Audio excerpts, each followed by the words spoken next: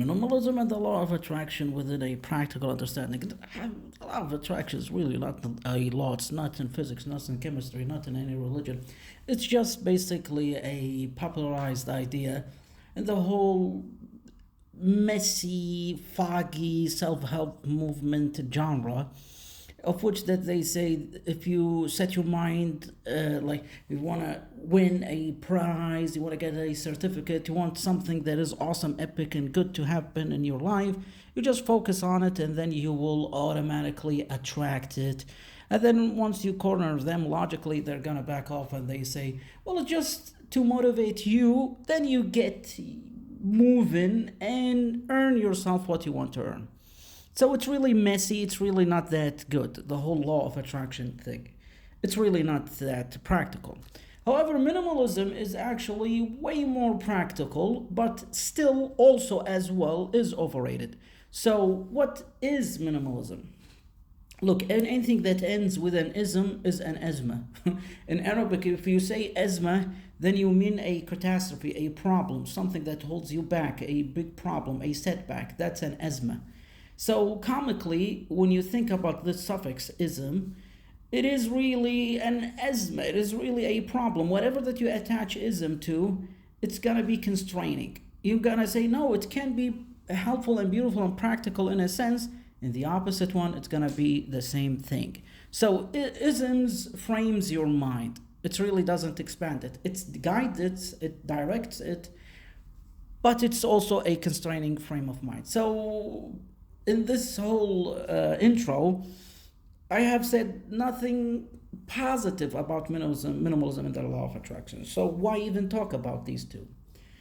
We want to be what? Happy, energized, and lucky in life. And this is the mathematical representation of minimalism. An empty set. So the whole zero shape is a set. And the set itself is empty. So it's like an empty vessel. And nature abhors emptiness. So it's like you pushing the bottom of an empty cup on the surface of a sea, let's say, for example. The more that you press it, the more that you're letting that cup go downward and penetrate the surface of the sea itself. And once you submerge it, it's gonna fill the whole cup. So the philosophical idea about all of that is that when you have an empty heart in a sense of not having envy, not having any, stereotypical ideas about anyone, and you're just taking them in, as they say. You want to understand that individual without any sort of, favoritism, without any sort of racism, etc. You're going to understand and you're going to emphasize with them. I got tongue-tied. So, the same goes with any field of knowledge. If you don't criticize it and if you just want to learn from it, then you're gonna take it in. So the whole concept of minimalism is that you minimize what you're going to take.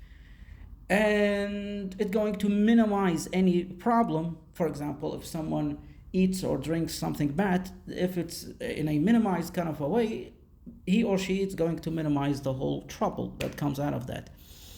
The same thing goes with reading. Someone who gets quickly bored when he or she picks up a book, then just read 10 minutes, 10 pages. If you say, well, that's just sad and it is not that good, it's either I read for an hour or I don't, then just minimize it. Then you're going to pick up that habit over and over again, and then you're going to find yourself reading for an hour and a half daily.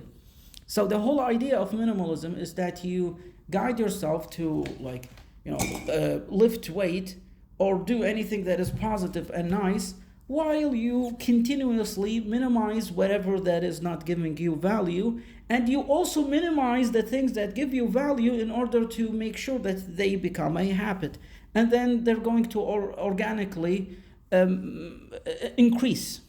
All right? So minimalism is really practical. So let's go back to the law of attraction. The whole shtick about the law of attraction is focus. Guess what? When you minimize everything, ultimately you're going to sharpen your focus. So they really work hand in hand. If you just dump the whole mumbo jumbo around both of them and just have a practical understanding, you will be a better manager. Period. Thank you for listening. Ευχαριστώ που παρακολουθήσατε. Σας αγαπώ πάρα πολύ από το κουβέντ μαθαίνω ελληνικά.